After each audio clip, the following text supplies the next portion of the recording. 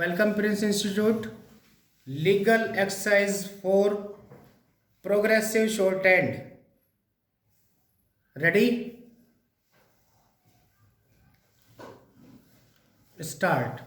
Thereafter, the speaker fixed the examination oblique cross examination of Sri Kuldeep Bishnoi, MLA and his witnesses, and on the said date, Sri Bishnoi's evidence was tendered and recorded. However, this cross examination could not be completed, and the next date for further cross examination of Sri Kuldeep Bishnoi was fixed for 6th June 2011.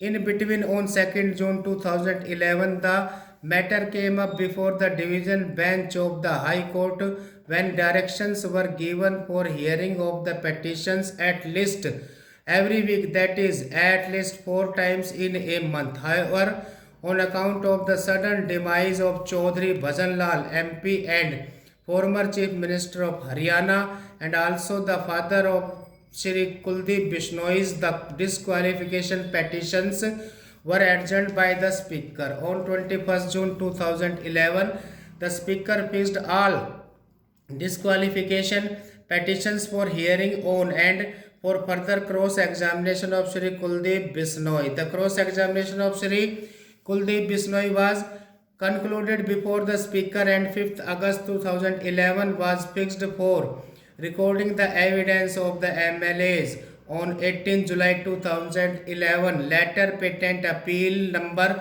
360 of 2011 and other connected matters were listed before the division bench of the High Court.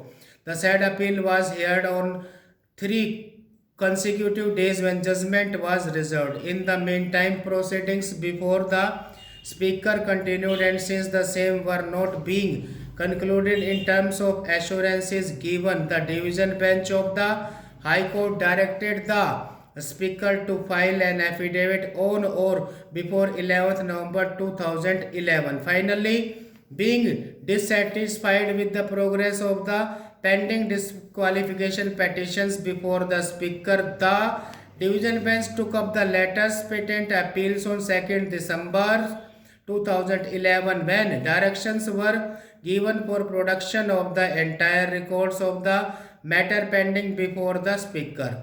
On 7 December 2011, the relevant records of the proceedings before the Speaker were submitted to the High Court, which adjourned the matter for further consideration.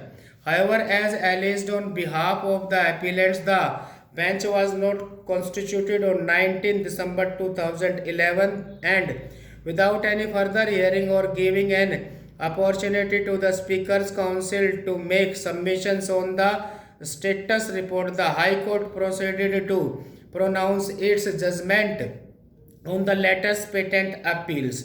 By its judgment, which has been impugned in these proceedings, the division bench upheld the directions of the learned single judge also. However, while disposing of the matter, the division bench stayed the operation of the order passed by the Speaker on the merge of the HJC with the INC dated 9th November 2009. It also declared the 5 MLAs who have filed separate appeals before this court as being unattached members of the Assembly with the right to attend the sessions only.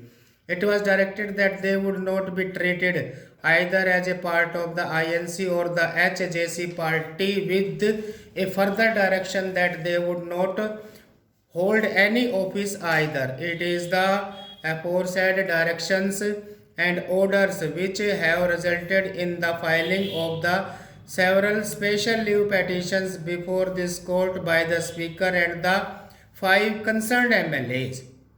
As a consequence of the order passed by the division bench of the High Court, the 5 independent appellants before us have been prevented from discharging their functions as members of the Haryana Vidhan Sabha even before the disqualification petitions filed against them by Shri Kuldeep Bishnoi could be heard and decided. Appearing for the Speaker of the Vidhan Sabha, who is the appellant in the appeal arising out of SLP number 54 of 2012, Mr. F. Nariman, Solicitor General of India, contended that this was not a case where the survival of the government depended upon allegiance of the 5 MLAs under consideration, since the government was formed with the support of 7 independents and 1 MLA from the Bahujan Samaj Party.